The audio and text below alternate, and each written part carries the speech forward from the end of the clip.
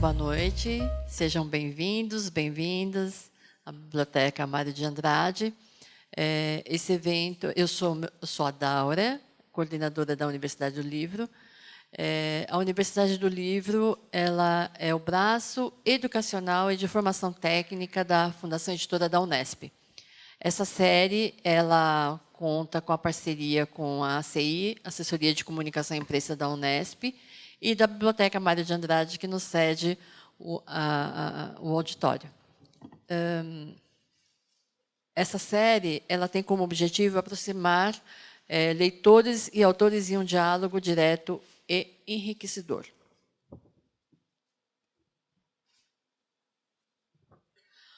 Hoje, no encontro, contamos com James Green, que é brasilianista, professor da Brown University e co-organizador do livro, e será o moderador, e ele que fará as apresentações dos convidados.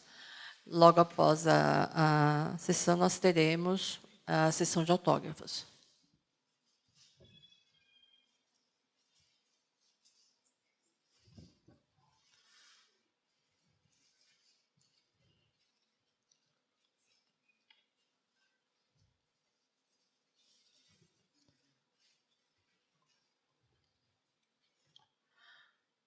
Hoje nós temos aqui presentes o Rodrigo Massi, que é o diretor da biblioteca, o professor Gésio Gutierrez, que é o diretor-presidente da Fundação Editora da Unesp, e o professor César Martins, que é o vice-reitor da Unesp. Agora, então, eu passo a palavra para o James, para ele apresentar os nossos convidados. Boa noite a todos, todas e todes. Meu nome é James Green, sou um dos organizadores desse livro. Hoje à noite nós temos concorrência. Eu pedi para os organizadores da passeata de mudar a data da manifestação, mas depois Trump complicou a história ontem, e então a gente está concorrendo com uma manifestação muito importante. Enfim. Hoje à noite, nós temos apenas 2 horas nesse lindo lugar, então nós vamos organizar o evento da seguinte maneira. Eu vou dar uma pequena introdução sobre o livro, depois vai falar Zé Pedro, ao meu direito, que é uma pessoa da esquerda, líder e dirigente e militante do movimento operário em Osasco durante muitos anos.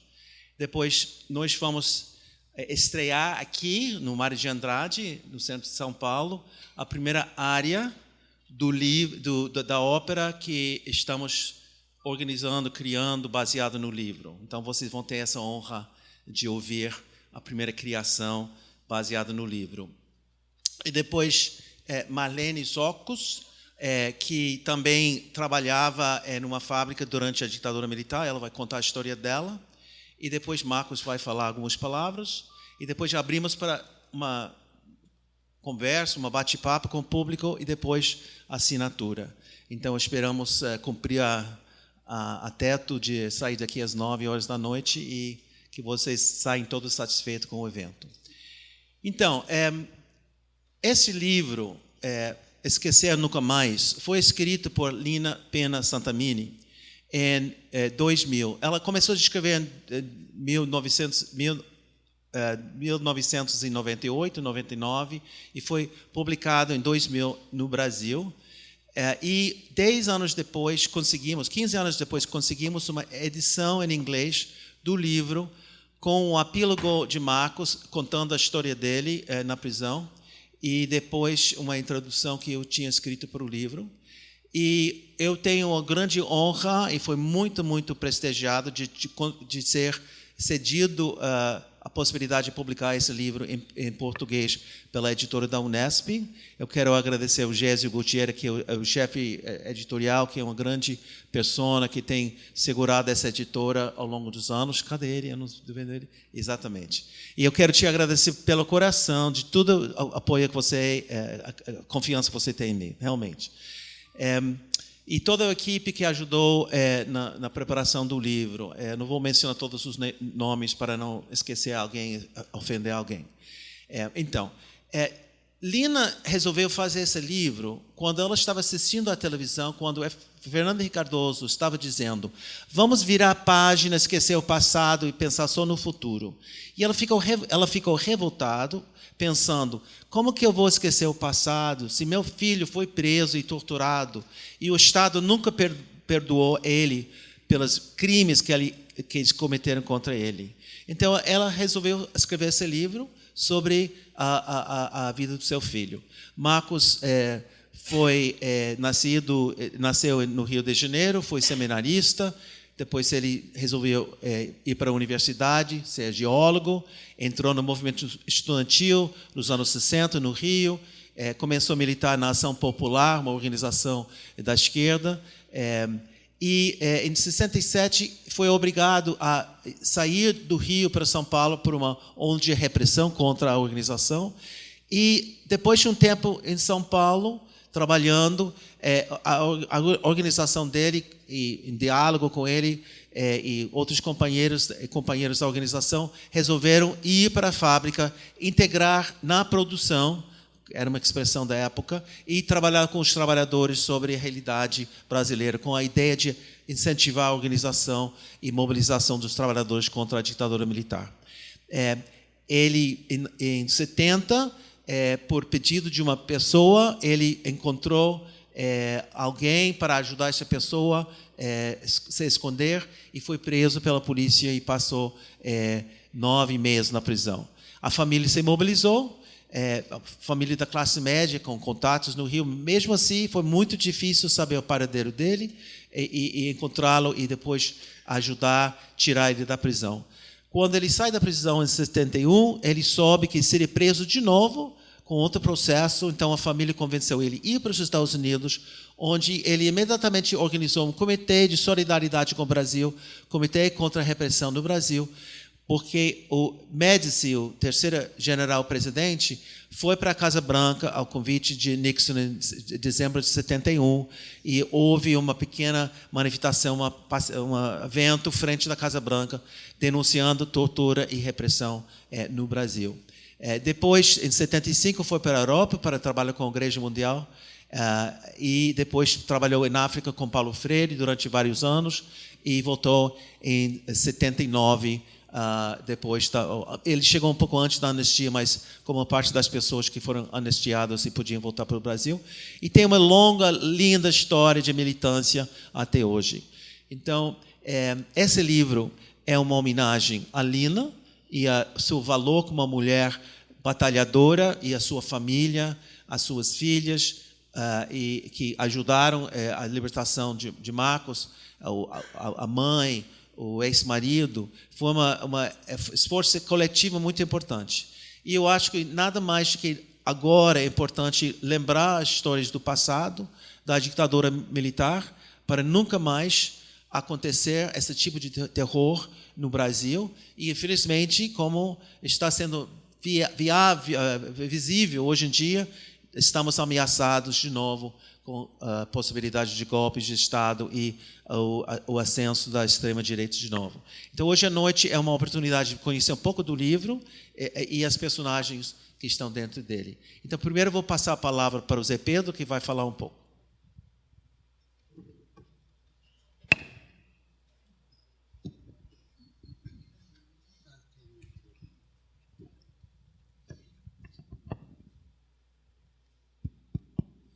Boa noite a todas e a todos, companheiros e companheiras aqui presentes, nesse momento muito histórico da vida de um companheiro, mas da vida de todos os trabalhadores, de todos os democratas. Companheiro Marcos Arruda, meu fraternal abraço, meu irmão, meu camarada, e os demais companheiros, a companheira Marlene, que eu vejo sempre falar da história maravilhosa do senhor, eu fiquei conhecendo hoje, mas o Marco já havia me falado de você. E o seu nome é? Fernanda. Então, eu sou de origem camponesa, filho de pai mineiro analfabeto e mãe analfabeta. Quando me lembro, por gente, trabalhava numa carvoaria. Meu pai trabalhava numa carvoaria, eu tinha 6 anos de idade. E precisamos sair. Meu pai saiu correndo desse lugar para vir para outra cidade, da outra cidade pegar o trem da migração para vir até aqui a estação do Brás, né? Estou dizendo isso para dizer da minha história, depois como é que eu conheço aqui, eu entro na vida aqui, da caminhada do companheiro, nosso irmão Marcos. Daqui de São Paulo, foi trabalhar aqui numa fazenda no interior. Depois de 2 anos aqui, fomos para o sertão do Paraná, fiquei até aos 19 anos, depois volto para a cidade. Lá eu comecei a minha participação na igreja, na congregação mariana. E em São Paulo, depois eu venho, começo a trabalhar, viro operário na fábrica de óleo de mamona. Depois eu fui fazer o movimento sindical e, posteriormente, eu fui fazer parte das comunidades eclesiais de base, junto com Dom Paulo Evaristo Arno, que muitas vezes esteve lá com a gente, Frei Beto, Leonardo Boff, do qual eu aprendi muitas coisas, né? E depois, nos anos 68, 69, comecei a me aproximar da organização AP, Ação Popular. Então, eu estou resumindo, porque o tempo é curto, e eu quero me ater aqui, porque é que eu estou falando da minha história, que vai imbicar com a história de companheiro Marcos. Até eu fazer na comunidade eclesial de base de Vila Holanda, com os padres operários, ao mesmo tempo na comunidade, fazendo parte da Ação Popular, AP. E foi aí que também fiquei conhecendo a história de muita gente, de muitos companheiros, dos quais a gente tem amizade sólida e firme até hoje.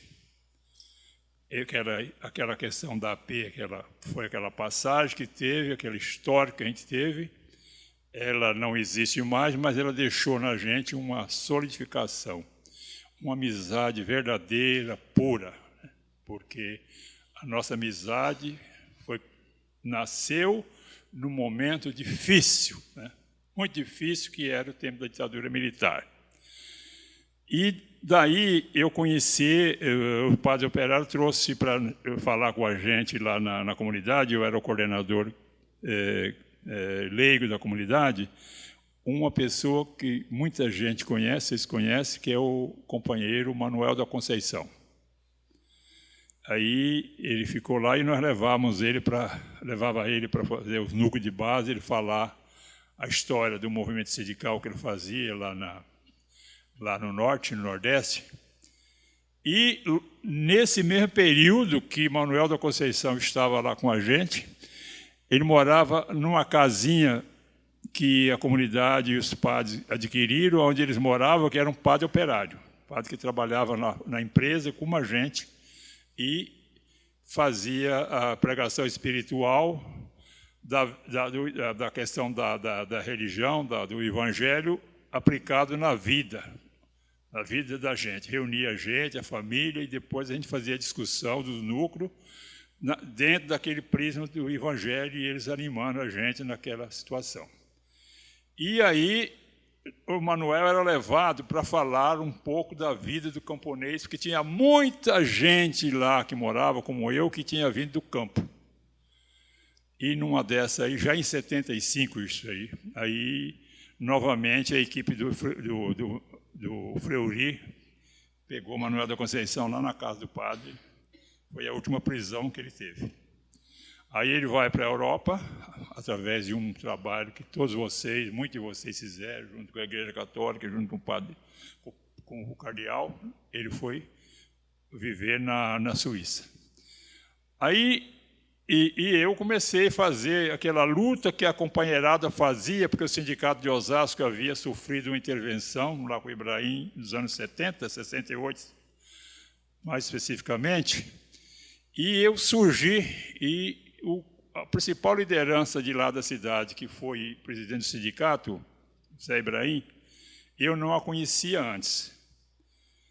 Mas ele ficou conhecendo a mim através dos movimentos que saía nos jornais e tal, E aí arrumou para que eu fizesse, mais 4 companheiros daqui fossem até a Europa fazer uma andança lá, para falar da nossa luta e fazer ligações com o movimento sindical, o movimento político dos trabalhadores mais evoluído, mais avançado, mais organizado. E aí, quando eu vou para lá, cada um de nós fomos para um país, e depois a gente passava de um país para o outro. Aí eu fui para a Suíça. Primeiro foi o encontro na Bélgica, foi muito importante, encontrei lá centenas de brasileiros exilados, também gente da América do Sul aqui. E aí, depois eu fui para a Suíça, para a casa de Manuel da Conceição. Chegando lá, eu conhecia de nome, conheci pessoalmente, tive a honra e o prazer de conhecer Marcos Arruda. Quer dizer, esse pessoal foi para lá, com toda a dificuldade do mundo, companheiro junto, não pararam. Ficou tecendo lá a rede da organização, do apoio que nós precisávamos aqui. E eu me lembro como hoje, quero contar para vocês, que eu via falar na OIT, na hora que ia nas lutas sindicais e tal, falar na OIT. Aí quem me levou para a OIT para conhecer o prédio lá foi o Marcos Arruda, Manuel e Zé Barbosa, Manuel da Conceição e Zé Barbosa. Zé Barbosa também um companheiro que era do ABC, que também tinha sido da Ação Popular. E depois foi uma honra muito grande, um prazer ter conhecido o prédio da OIT. Depois me levaram para falar com uma pessoa também que todos vocês conheceram, que é Paulo Freire. E aí, na hora, eu que já tinha visto pelos livros, conhecido a história dele, imagina vocês, na hora que esse companheiro ia me levar lá para conhecer Paulo Freire, eu estava até com as pernas bambas, né? Eu vou falar com Paulo Freire, meu Deus. Aí foi uma coisa majestosa, muito boa na minha vida, né? Que vai solidificando as coisas, a gente vai aprendendo. E aí, depois, fizemos um encontro no Comitê Católico de Paris, e sempre junto com eles, né? E depois aí teve, em 79, no final do ano, a anistia restrita, né? Que nós lutávamos por uma anistia ampla. Não conseguimos a ampla, mas conseguimos fazer com que, pelo menos, que os companheiros que estavam vivendo para lá pudessem voltar para cá. E aí a gente começou aqui a se organizar para receber a cada companheiro desse que chegava. Um dia era Manuel da Conceição, outro dia era o companheiro Marcos Arruda, outro dia o Zé Barbosa, outro dia era Miguel Arraes, e assim por diante, né? E, então, essa é uma coisa assim, muito importante na minha vida, e eu fico agradecendo ao nosso Deus, nosso Pai, porque que é que o menino lá da Carvoaria, que vim fazer meu colegial às duras penas, eliminando as lições, era com 70 anos de idade, né? Então, eu venho aprendendo com os companheiros, com vocês todos aqui, entendeu? Ao longo, e aquilo que a gente ia aprendendo, a gente ia aplicando nos bairros, nas fábricas onde trabalhava. E fiquei conhecendo muitas pessoas que trabalhavam numa empresa que Marcos Arruda trabalhou, que é uma empresa de automóvel, né, Mercedes, né, que era, naquele tempo era Mercedes-Benz, mas que a gente conhecia por Sufunge, fundição. Então, você não queira saber a dificuldade que era o trabalho nessa empresa. E eu não conhecia na época, mas depois ele falando, eu conhecia gente que trabalhou nesse mesmo tempo que ele trabalhou lá na Sufunge. E então foi assim, sempre uma luta muito grande, e dizer, companheiro Marcos, hoje, que a sua mãe ela escreve um livro a partir da sua história, da sua vida, da sua saga, dizer que aquele trabalho ele não foi em vão. Foi um trabalho muito importante. Foi um trabalho muito importante, que foi através daquele trabalho que a gente pôde se organizar, e a partir dos anos 77, 78, uma série de movimentos vivos que foi surgindo em nosso país, foi brotando.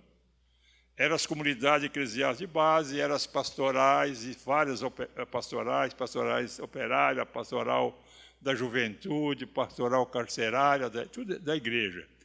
E o movimento sindical, o sindicalista autêntico e também os movimentos de oposição sindical, aqueles que eram mais arraigados, que eram mais ideológicos, né? E nessa luta também, em 75, eu conheci Luiz Inácio Lula da Silva. E a gente sonhava, sempre sonhando que o trabalhador, que a gente pudesse conquistar um mundo melhor, um Brasil melhor para nós, né?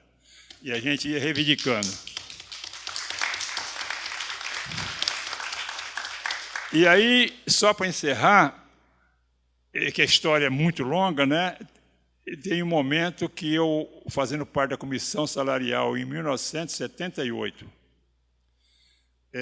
no prédio lá da DRT, Departamento Regional do Trabalho, um advogado da Nadir Figueiredo, que era empresário e também advogado do sindicato do Grupo 14. Como eu tinha ficado conhecido, saí nos jornais alternativos, Opinião, Em Tempo e Repórter e tal, jornais da esquerda, né? Meu nome saiu para o Brasil afora. Aí eu estava lá no meio da companheirada, assim, numa sala, esperando os advogados e o presidente do sindicato discutir a questão salarial. Ele chegou em mim, nunca tinha visto ele chegou em mim, muito falante, assim, aparentemente muito educado, né? Bateu nas minhas costas e me chamou de leão de chácara. Disse que eu era leão de chácara dos trabalhadores. Eu fiquei quieto. Aí ele falou para mim assim: agora você não é só sindicalista, eu te manjo. Eu vou falar uma coisa para você, menino. Ó, a burguesia levou 400 anos para ela se constituir enquanto classe e até colocar o pescoço do rei na guilhotina, e a partir daí para agora é nós. É nós. Não pensa você que agora vocês, com essa coisa de fazer greve aqui, vocês vão derrubar o sistema, que não vai, não. Tem muita lenha para queimar. Só para justificar, hoje, mostrando como é que é o nosso mundo, o nosso país hoje. A gente está vendo as coisas acontecer e a gente vê que realmente aquilo que ele falou era verdade, daquilo que eles pensavam e o que eles eram capazes de fazer. Porque é uma safadeza tão grande, é o que chamam de fake news hoje, né? As mentiras tão grandes, e eles não têm piedade. Nós hoje não estamos lutando para socialismo, para comunismo, nada. Nós estamos lutando hoje para manter a tal da democracia burguesa. Mas, mesmo assim, ele não aceita, porque a democracia burguesa, quando vocês me levaram lá na Europa, eu fui em Reggio Emilia, lá naquela comunidade, lá já tinha feito a tal da reforma agrária há dezenas e dezenas de anos atrás, dentro do capitalismo. E aqui se fala de reforma agrária, a gente viu o que acontece, é comunista, é socialista e assim por diante. Então, companheiros, eu venho aqui dizer que quando a sua mãe escreve esse livro e o título é Esquecer Nunca Mais, é isso. Nós não esquecemos e nós vamos lutar. Estou vendo aqui a companheirada, muito de cabeça branca, uma história linda por trás. Estamos aí, enquanto tiver um fiapo de força, a gente está lutando contra a miséria que está sendo colocada em cima da classe trabalhadora, em cima do povo. Então, Marcos, esse livro seu, nesse momento aqui, serve para a gente se encontrar e refletir um pouco sobre isso. Muito obrigado e parabéns pelo trabalho, tá bom?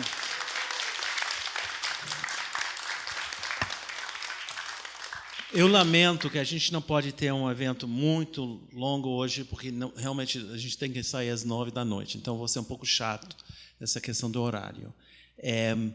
Eu só queria adicionar uma coisa sobre Manuel da Conceição.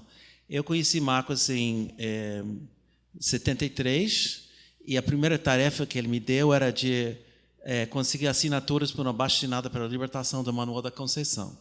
e eu morava numa comuna, conheci muitas pessoas da esquerda e foi pedindo assinaturas. Eles perguntaram, mas você conhece essa pessoa? Eu disse, não. Mas você disse que ele foi torturado, você tem provas? Eu disse, não, não tem provas, mas eu acredito que se ele foi torturado, teria... É verdade isso. E eu descobri nesse momento como os americanos não sabem nada sobre o Brasil, não sabem nada sobre o mundo, e foi a minha primeira experiência de tentar interagir com pessoas que eu tinha que ensinar muita coisa sobre a realidade mundial. E, Marcos, por causa de você, eu estou aqui hoje. Sua família me acolheu aqui no Brasil com outras pessoas, e eu estou sempre grato pela honra de ensinar a história do Brasil lá fora, de trabalhar com projetos aqui e de trabalhar com você. Muito obrigado, Marcos.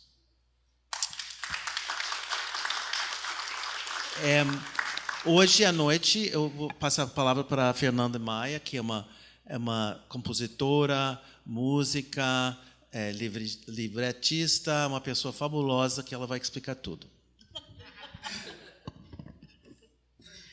Hoje, além do lançamento do livro, existe o lançamento de um projeto que é uma ópera que está em processo de criação em cima do livro Esquecer Nunca Mais, né? Essa ópera é uma idealização do James e ela está sendo escrita. Eu estou fazendo o libreto e 2 compositores estão fazendo a música, a Elodie Boni e o Rui Bensira, né? Então, eu falei para o James que hoje eu encontrei os personagens que eu tenho estudado já desde o ano passado, Marlene, Marcos, Mônica, Bia, enfim. Pessoas que, para mim, parece que são velhos amigos, porque eu estou em contato com essas pessoas já há um bom tempo, mas que hoje elas ganham um rosto e um corpo, né? Nós vamos apresentar uma primeira área dessa ópera, e eu vou fazer uma pequena contextualização para vocês da situação em que ela acontece. É uma cena, né, em que é uma cena no pátio da fábrica, com os operários ali no seu horário de almoço, e existe um operário chamado Antônio que só tem um pão com ovo para comer, para fazer uma jornada de 12 horas de trabalho. Ele está lá com o seu pão com ovo, ele dá uma trombada com o supervisor derruba inadvertidamente o pão com ovo, pisa em cima, e então ele fica sem nada para comer. Já trabalhou 4 horas, é o horário de almoço, ele vai trabalhar mais 8 sem comer. Pelos relatos do Marcos, as pessoas trabalhando com fome, isso era uma coisa muito comum, o salário não chegava para o ônibus, então caminhavam 2 horas a pé até chegar na fábrica, né? 1 hora a pé para chegar na fábrica. Então, é uma cena em que a gente entra em contato pela primeira vez com esse personagem chamado Marcos Arruda, que vai oferecer a sua marmita. Eu falei, eu divido com você a minha marmita. Mas, ele vivendo naquela situação também, o colega fala assim, a sua marmita também está... Não dá para nós dois. Aí ele falou, tem razão, a minha marmita não dá para nós dois. Mas se cada um aqui der uma colher da sua marmita, o Antônio vai ter um almoço. O Antônio vai ter o que comer. Então, é essa área que a gente vai apresentar hoje. Eu quero apresentar um ator, cantor, diretor também incrível, meu amigo, que faz parte do grupo da Companhia do Tijolo, que é uma companhia de teatro que foi formada a partir do ideário de Paulo Freire, por isso que chama, e ele vai fazer essa área para a gente hoje, tá bom?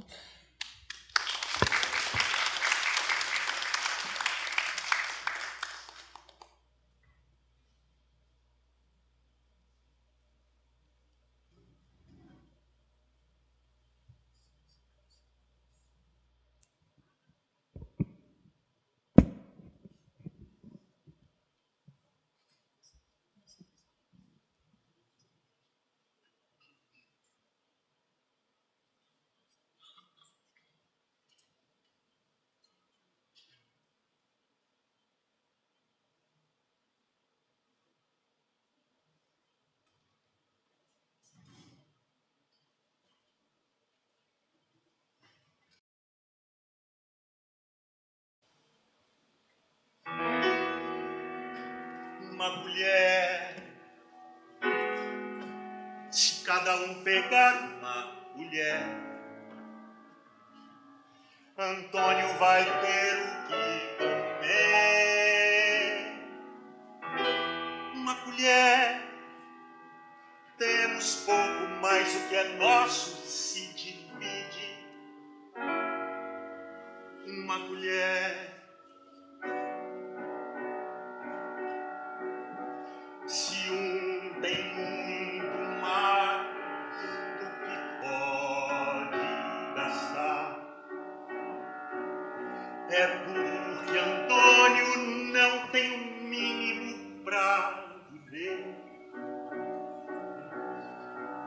Se hoje é Antônio, amanhã será você. Não é esmola, a fome é nossa também. Ficamos com trabalho, ficamos com suor, mas todo lucro esse vai para o patrão. A força dele está em ver Antônio sem comer. Não quero esmola, quero justiça entre iguais.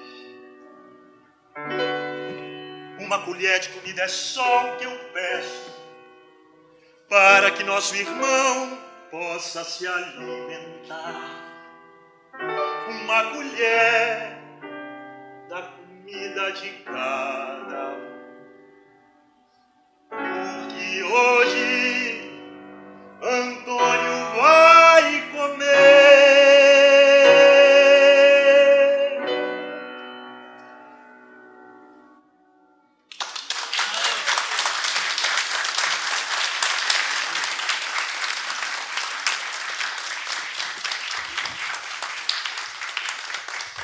Quando falei com o Marco sobre a ideia da ópera, ele falou, mas ópera é tão burguesa do século XVIII, você tem certeza? Por que não musical? E eu expliquei que, na verdade, as pessoas que estão lutando pela memória da ditadura militar no Brasil têm conquistado muitos espaços culturais.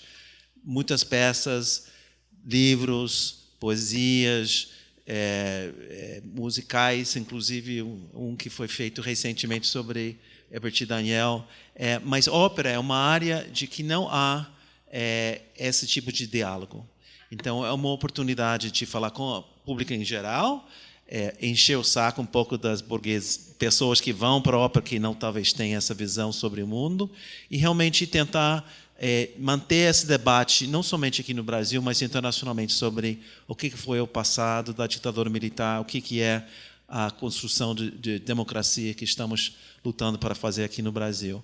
Então, nesse sentido, eu estou muito agradecido pelas pessoas como a Fernanda, Ana Patrícia, nossa produtora, que estava trabalhando conosco, Ângela Rezec, também co-produtora, e o Zé Henrique, que está dirigindo a ópera, e as pessoas da família da Ruda que aceitaram permitir a gente contar um pouco sobre a história da sua família. Então, Lina estava morando nos Estados Unidos quando Marcos foi preso. Ela tinha separado do pai e resolveu fazer uma carreira nos Estados Unidos.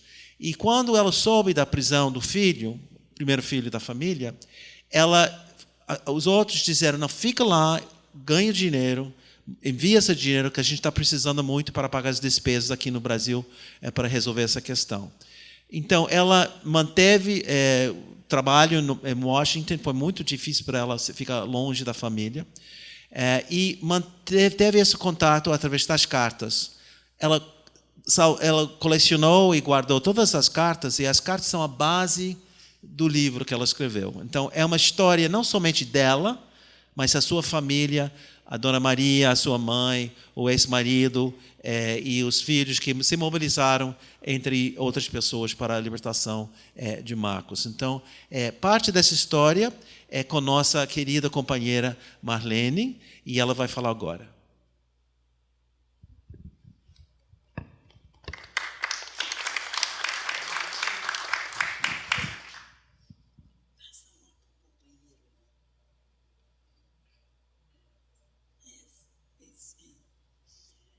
Bom, eu quero conversar com vocês, porque a gente sempre tem muito assunto para conversar, né?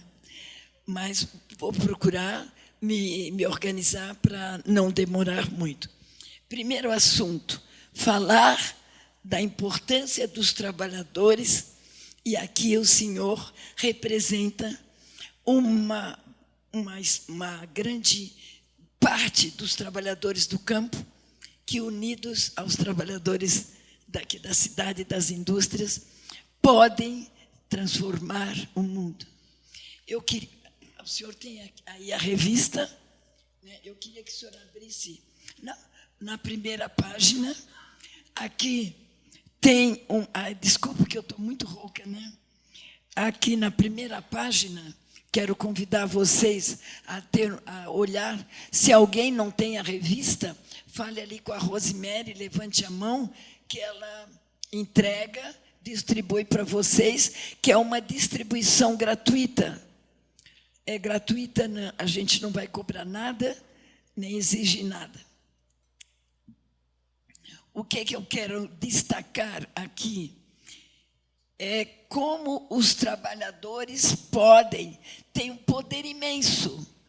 Todos os trabalhadores têm um poder imenso, porque são eles que constroem a riqueza nacional, a riqueza do mundo. Só que eles recebem uma miserável parte dessa riqueza como salário. E aconteceu na Bélgica, os sindicatos belgas recusaram-se a entregar equipamento militar para Israel. Isso aconteceu. O segundo acontecimento são os estivadores gregos recusaram-se a carregar armas para Israel em 20 de junho de 2024. Novamente, o terceiro exemplo, os estivadores de Barcelona decidem não carregar armas em navios enquanto seguisse o massacre em Gaza. E mais um exemplo, agora aqui na América Latina, no país vizinho, Colômbia, os trabalhadores, através do seu Sindicato de Carvão da Colômbia, Sintra Carbón, lançou um manifesto defendendo que seu governo pare imediatamente com as exportações de carvão e de metais para Israel, para combater a guerra. E eu acho isso muito importante, é uma iniciativa que todos nós devemos tomar e ver a importância dos trabalhadores para combater a guerra. O Lula, nosso presidente, tem feito discurso, mas ele se esqueceu, ou ele não sabe, e eu peço aqui, se alguém conhece o Lula, ou tem maneiras de entregar uma revista dessa, para o Lula saber que os trabalhadores já iniciaram, deram um exemplo de como combater as guerras. E nós precisamos nos livrar de todas as guerras. E aqui tem uma prova de que isso é possível, com os trabalhadores se recusando a transportar e fabricar e transportar matéria-prima para fabricação. Eu quero mostrar aqui o poder imenso dos trabalhadores. É um poder maravilhoso, grandioso, só que os nossos trabalhadores são apagados no seu espírito crítico através da televisão, através de várias outros meios que a burguesia tem de tapeá-los, né, de impedir que eles sejam estudados, que eles tenham acesso ao estudo. Por isso que a gente luta pelo socialismo, que é uma sociedade onde os trabalhadores é que governam e os trabalhadores é que decidem o que fazer. Construir escolas gratuitas para os trabalhadores, estabelecimentos de saúde para o tratamento de todos os trabalhadores, e por aí afora, que acho que vocês já conhecem. Era só sobre essa revista o que eu queria destacar, e quero dizer para o senhor que eu me sinto muito honrada de tê-lo aqui presente, porque eu sou apaixonada por todos os trabalhadores. Muito obrigada. Mas eu tenho um segundo assunto, que é também, os trabalhadores entram nessa história, é do Rio de Janeiro, o ICL, Instituto Conhecimento Liberta, com Eduardo Moreira, que eu acho que todos vocês aqui devem conhecer, né? Eles fizeram uma aula mostrando como eles perceberam uma tentativa de golpe, um plano de golpe aqui para o Brasil, e como eles conseguiram emperrar na medida que foi denunciado. Então, nós temos que ficar atentos para possíveis golpes. Um exemplo é Bolsonaro, militar, que disse, foi gravado, que precisava matar 30 mil brasileiros se quisessem endireitar o Brasil. Esses 30 mil seríamos nós, claro, que nós que discordamos estamos aí nessa lista, né? Então, é isso que eu peço a vocês, atentos para, unidos, organizados, derrubarmos todo e qualquer golpe no seu nascedouro, não deixar que a burguesia consiga fazer o seu golpe, golpear o nosso país e produzi-lo ficar uma colônia, entre aspas, dos Estados Unidos, que a gente sabe que para os Estados Unidos, nós somos o seu quintal, onde ele vai buscar tudo que precisa, sem devolver nada, sem pagar nada, ou pagando uma miséria. Nós temos que ter isso na consciência. Temos que estar sempre atento para que golpe nunca mais, ditadura nunca mais. E a gente está reunido aqui, eu e Marcos temos a nossa história, porque fomos presos, torturados, e nós temos a nossa história para contar, o que os militares fizeram. Eu acredito que muitos de vocês sabem de muitas histórias, mas é necessário bater sempre nessa tecla. O que os militares são? Eles são monstros, eles são pessoas que têm prazer em fazer o outro sofrer. Eu percebi isso. Estive presa 2 anos e 2 meses no presídio Tiradentes. Fui parar na Operação Bandeirantes, na Rua Tutóia, que todo mundo, acho que aqui conhece, tem noção do que foram os centros de tortura da Operação Bandeirantes aqui em São Paulo. Então, nós temos que estar alertas para qualquer golpe e tentar organizar. Eu escrevi uma cartinha para o Eduardo Moreira, para o ICL, o Instituto Conhecimento Liberta, porque ele falou tudo, mas esqueceu de uma coisa. O trabalhador tem que estar unido, organizado e consciente. A consciência eles estão fazendo, estão fazendo através do seu trabalho, mas é necessário organizar os partidos de esquerda, organizar as lideranças de esquerda, sempre alerta, com os olhos muito abertos na possibilidade de qualquer movimento militar para, de novo, botar uma coleira nos brasileiros. A terceira história é com Marcos. O Marcos, para mim, é uma tortura que dura há até hoje. Quantos anos que eu fui presa? Fui presa em 1970. E estamos em 2025. Eu sou torturada ainda, porque foi através de mim que o Marcos foi preso. Quando eu fui presa, eu tinha na minha bolsa um bilhete que alguém me passou, marcando um encontro com Marcos. Esse bilhete trazia hora, não local. O local eles me torturaram para indicar. Como foram essas torturas que eu faço questão de mostrar para vocês o que é que os militares fizeram conosco. A primeira coisa, tirar a roupa de todos os prisioneiros, homens e mulheres. Por quê? Porque, através de um fio elétrico, eles percorriam o nosso corpo e, principalmente, os órgãos genitais, ao alcance de um fio elétrico.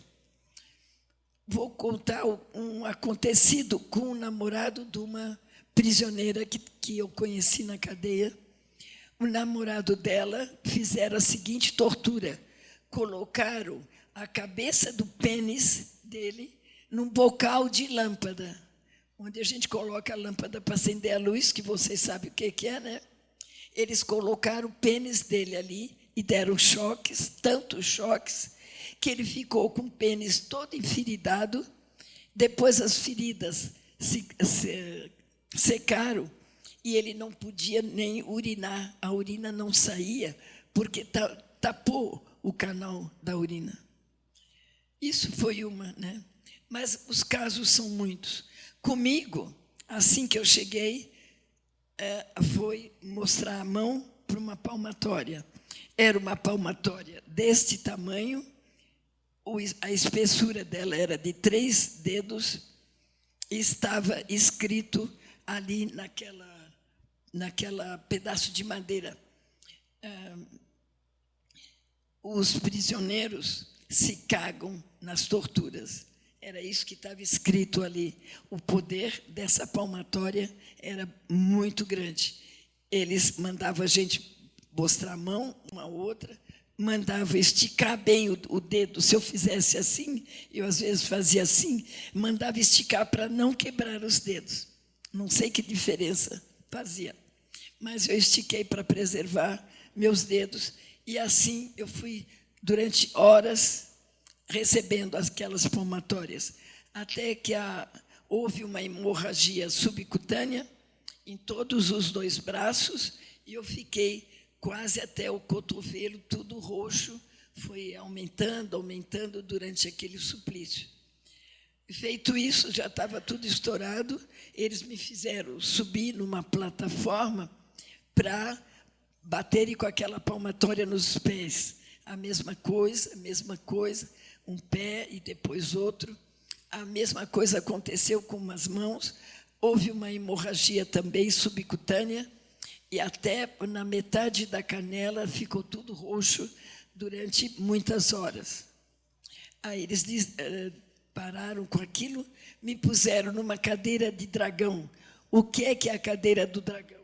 É uma cadeira igual a essa, onde tinha aqui uma travessa para prender os pés, porque a gente recebia o choque e, imediatamente, a gente jogava as pernas, e tinha um movimento de... Não era a nossa vontade, né?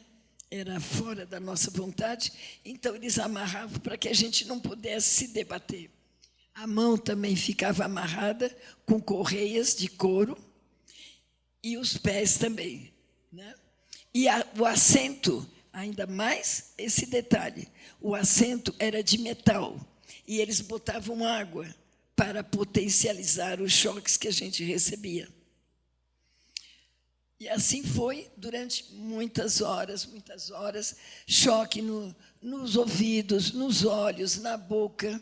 Um camarada ficou com a língua tão inchada que ele não pôde falar durante muitos dias. Isso eu soube depois. E depois da língua, os bicos dos seios, a uretra, o ânus, os testículos, o pênis, todos os órgãos genitais eram mais torturados porque sabiam que doía e como fazia a gente sofrer. Assim, eu fiquei nessa cadeira do dragão durante várias horas, toda manietada, eu não tinha como me debater, não tinha ninguém para reclamar, não tinha ninguém para pedir socorro. E outros estavam entrando e saindo, outros, no primeiro grito que eu dei, a sala já se encheu de homens do exército para assistir o espetáculo que começava. Eu estou procurando retratar para vocês o perfil dos nossos militares, que para eles era um espetáculo ver um cara, uma mulher, um homem sendo torturado. Depois me levaram para o pau de arara. Eu vou mostrar como é que é o pau de arara. Não sei se eu vou conseguir, porque eu estou com 90 anos, né? Não sei se eu vou conseguir, e eu vou abandonar o microfone. Eles colocavam assim, o joelho dobrado, tá bom? Embaixo do joelho dobrado ficava um cano bem grosso que suportasse o nosso peso. E por baixo nós éramos amarrados o pulso com os tornozelos. Nós ficávamos nessa posição, pendurados passava por aqui o cano que nos erguia e era colocado entre dois cavaletes ou duas mesas, né? E ali, o que acontecia? O corpo da gente pesava muito e a bunda ia para cima e a cabeça ficava pendurada. Eles tinham lá, na parede deles, aquele negócio de fazer água nos intestinos, lavagem, né? Lavagem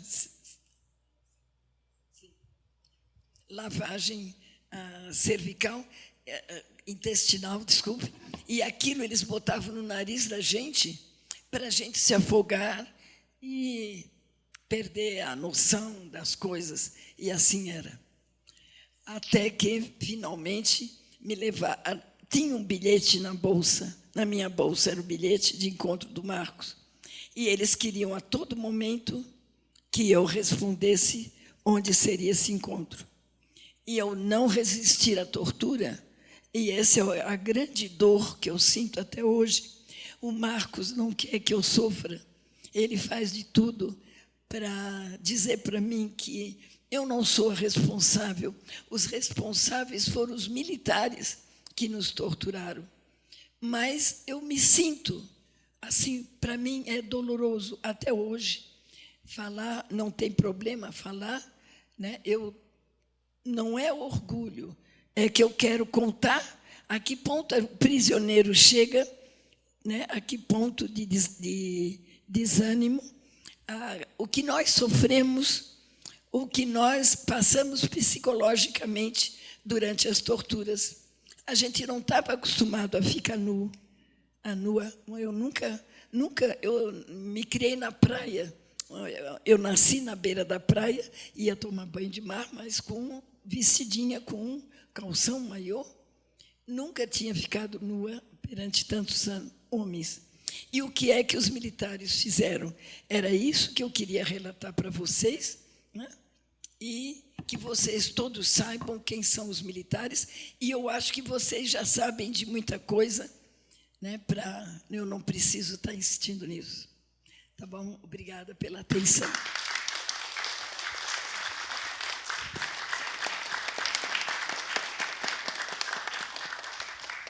Eu passo a palavra para Marcos.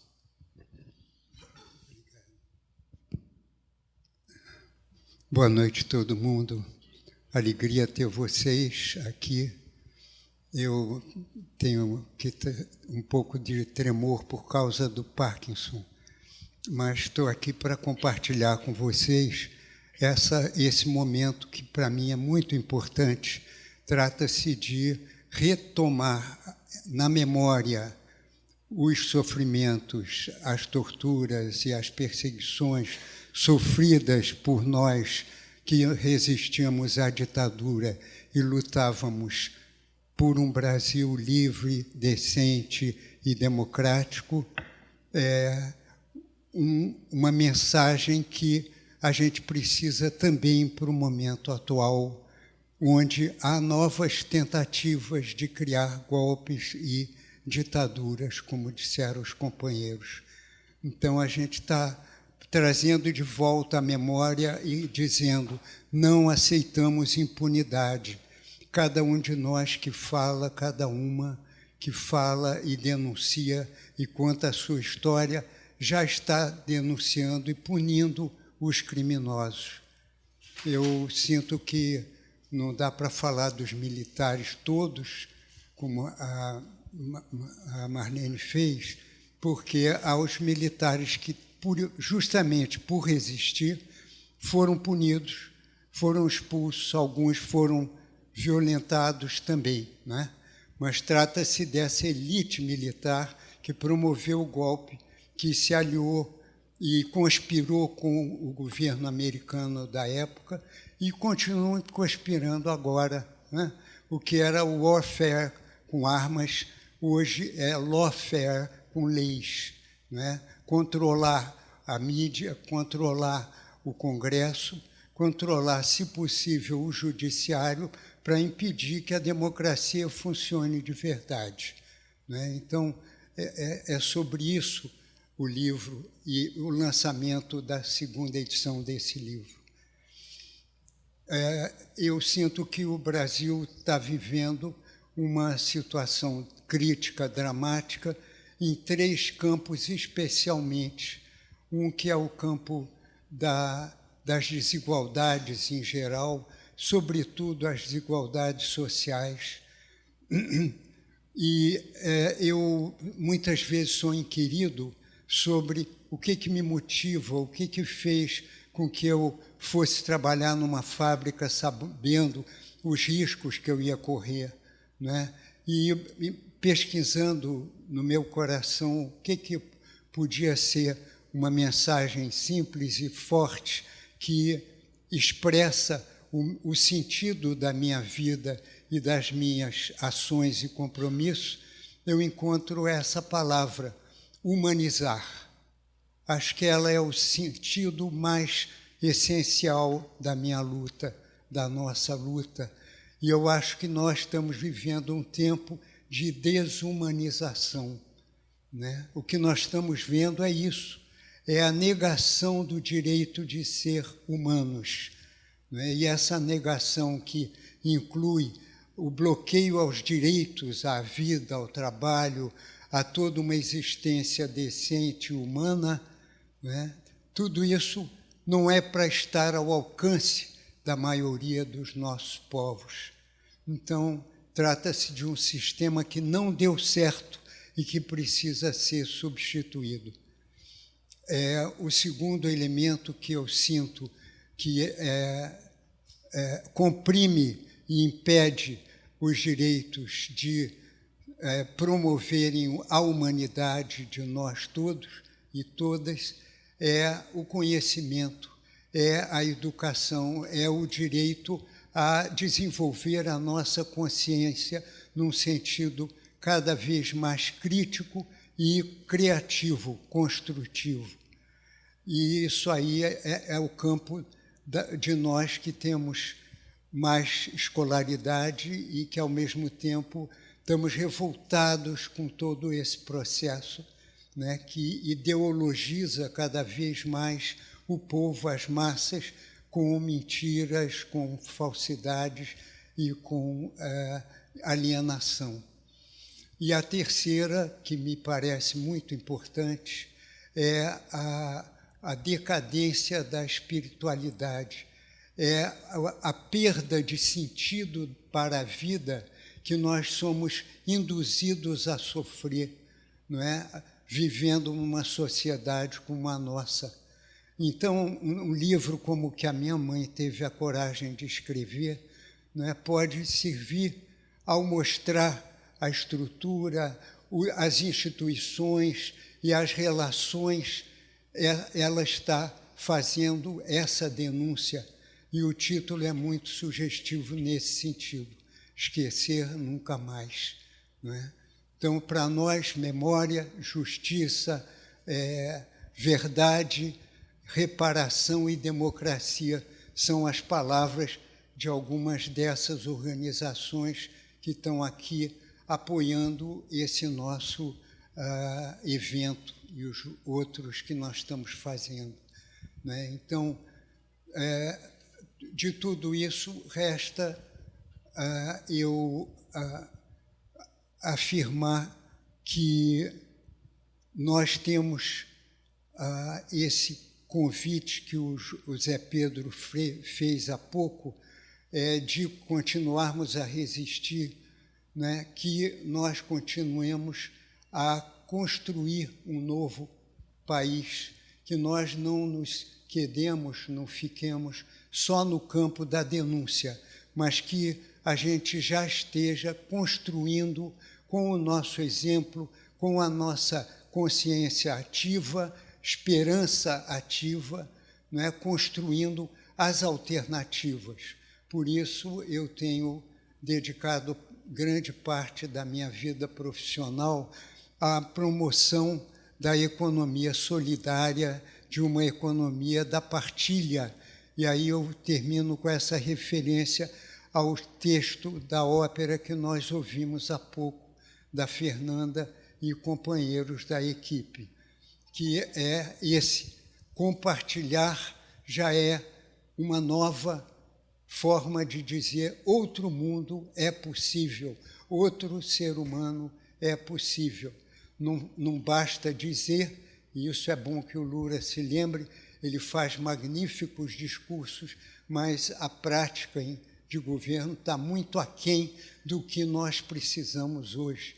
Não há melhor maneira dele fazer uma campanha eleitoral para 2026 do que construir agora novos caminhos, novas relações. É chocante eu olhar e reler o livro da minha mãe e relembrar que a família também é vítima de tortura, não é só o torturado diretamente. Cada pessoa da minha família também foi. E agora, juntos e juntas, com companheiros e companheiras que estão aqui ou que iam vir, nós estamos mergulhados nesse trabalho, criar uma nova economia para criar uma nova mulher e um novo homem. Obrigado, companheiro.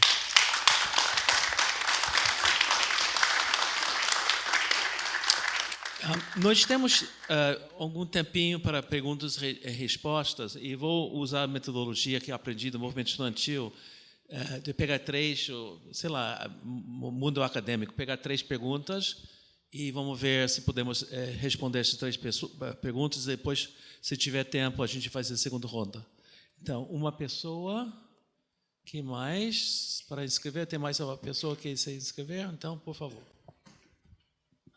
Não são discursos, são perguntas.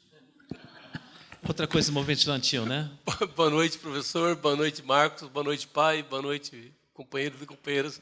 Conheci seu país, tive em Memphis, lá no Museu do Martin Luther King, lá, participando da luta. O que o Marcos falou, por último, é verdade. Nós todos fomos torturados. Quando meu pai foi preso, nós também sofremos, porque nós tínhamos professores disfarçados, militares disfarçados de professores de educação moral e cívica, perguntando da família da gente, perguntando do pai da gente. Então, isso é uma grande verdade, viu, Marcos? Por isso que nós estamos reivindicando do governo brasileiro a reparação, não só do meu pai, como dos nossos irmãos também.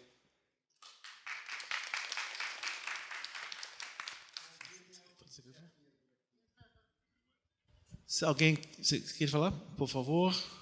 Está chegando o microfone.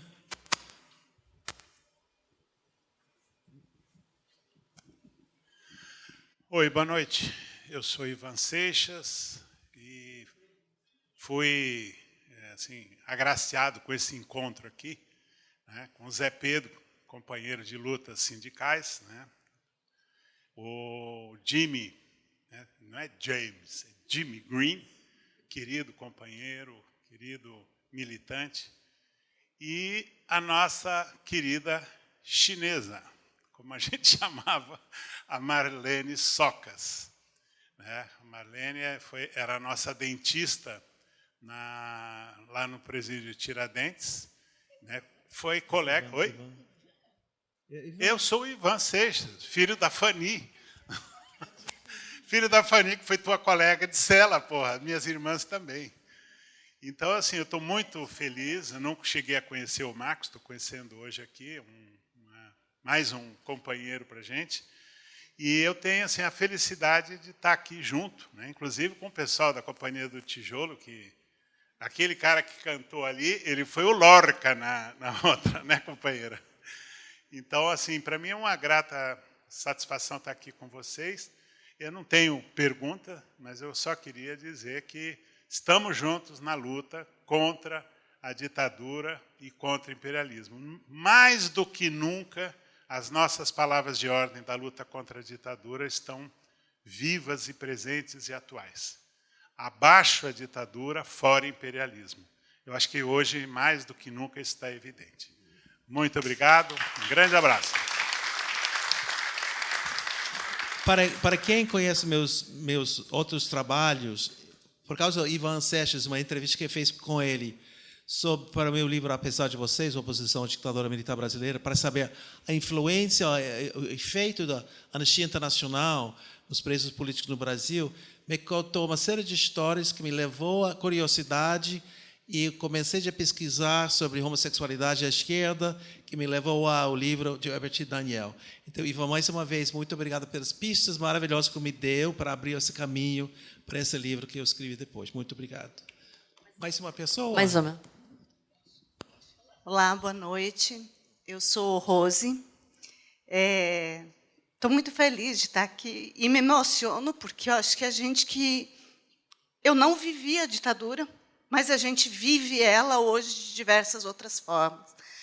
Eu conheci o Marcos há 25 anos atrás, quando ele fundou a Rede Jubileu Sul, que é onde eu atuo hoje, milito. É uma rede que tem, na sua essência, muito do que o Marcos falou, por uma outra economia, uma economia para a vida, porque hoje o que a gente vê é uma economia para a morte, e aí a gente vê as várias formas de morte. Então, é muito, muito gratificante, Marcos, ter você na nossa história do Jubileu, e falo isso porque o Jubileu também tem na sua fundação as Mães da Praça de Maio, na Argentina.